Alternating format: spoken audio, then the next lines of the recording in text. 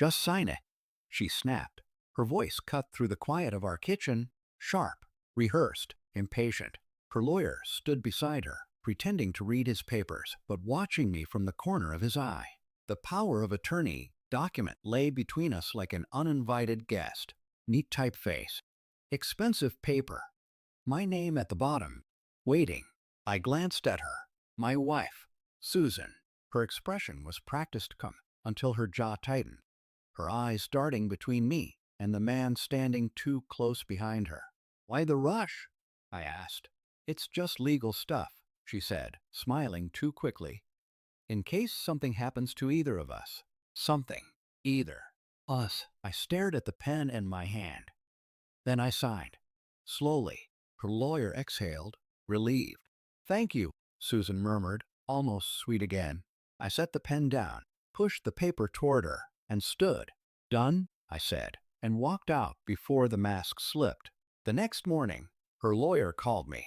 His voice trembled. I ran a background check on him. "Susan, who did you marry?" That's when the world stopped pretending to make sense. The lawyer, Mitchell, came to my office an hour later, pale and sweating. He closed the blinds before he spoke. "His name isn't real," he said.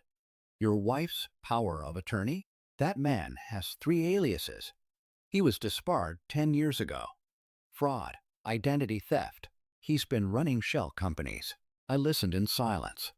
My pulse was steady, unnaturally calm. "She introduced him as a family friend," I said. Mitchell nodded. "Did you know they share a joint account?" I didn't respond. My mind was already rewinding. Every dinner, every unexplained expense, every late-night work call. When I finally spoke, my voice was steady. "I want everything you can find on him." Quietly, he hesitated. "And her?" "Her too." The air felt thick, heavy with the weight of something I hadn't named yet. Betrayal. Yes, but colder. It wasn't the affair that bothered me. It was the precision, the planning. Susan had always been methodical, beautifully organized, the kind of woman who color-coded her emotions. And now I wondered, how long had she been rehearsing this performance? For 2 weeks, I played my role. Coffee in the mornings, jokes at dinner, soft smiles.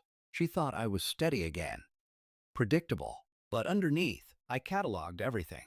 Phone calls at odd hours, deleted messages, the faint scent of unfamiliar cologne on her scarf. At night, when she slept, I scrolled through her emails on the tablet she forgot to lock. Bank transfers, legal drafts, references to offshore accounts, all linked to one name, her lawyer. Every new detail chipped away at the illusion of marriage, leaving something sharper, cleaner, and more dangerous. I wasn't angry anymore. I was studying. By the third week, Mitchell's investigation came back. They weren't just partners. They were married. In another state. 5 years ago. No divorce record. No separation. I stared at the report in my hands, tracing her signature with my thumb. Susan Cole. Not my last name. His. And still, every night, she lay beside me like nothing was wrong. I didn't confront her immediately. I wanted her to hand me the lie herself. So I waited. It happened over dinner. She mentioned a business trip with her lawyer, 3 days in Miami, for client meetings. I smiled. "Of course, you'll do great." The next morning, she left before sunrise. I followed an hour later, flight to the same destination. I watched from across the hotel lobby as she stepped out of the elevator, hand in hand with him, laughing, carefree, wearing the necklace I bought her on our anniversary. They kissed. I didn't feel rage, just confirmation. Every suspicion turned fact. Every affection turned weapon. That night, I sent her the report. No message attached. Just truth, packaged cleanly. I watched her open it from the hotel bar, the reflection of her phone screen glowing against the glass. Her smile vanished. She turned pale.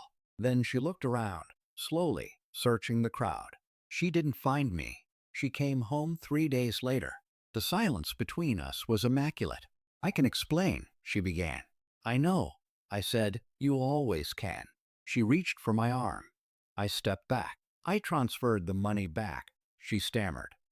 "It wasn't supposed to. You forged my signature on a trust fund," I said. You and your husband. Her face broke. No, he said. He said you'd believe him. I interrupted. I slid a folder across the table. Her lawyer's criminal file. Their joint assets. The federal warrant already in motion. Her hands trembled as she flipped through the pages. You did this? Yes, I said, quietly. The house was empty when I left. Just the ticking of the clock and the faint echo of her sobs from the other room. I walked through each space slowly, our life arranged like evidence.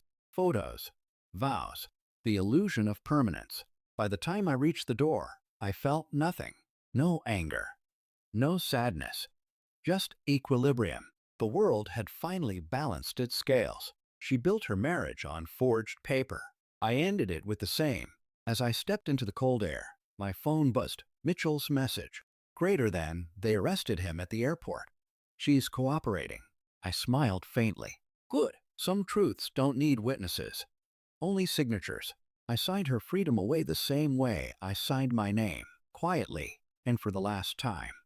Thanks for watching. Don't forget to like, share, and comment. Subscribe now to Cheating Stories Insight World for more amazing stories.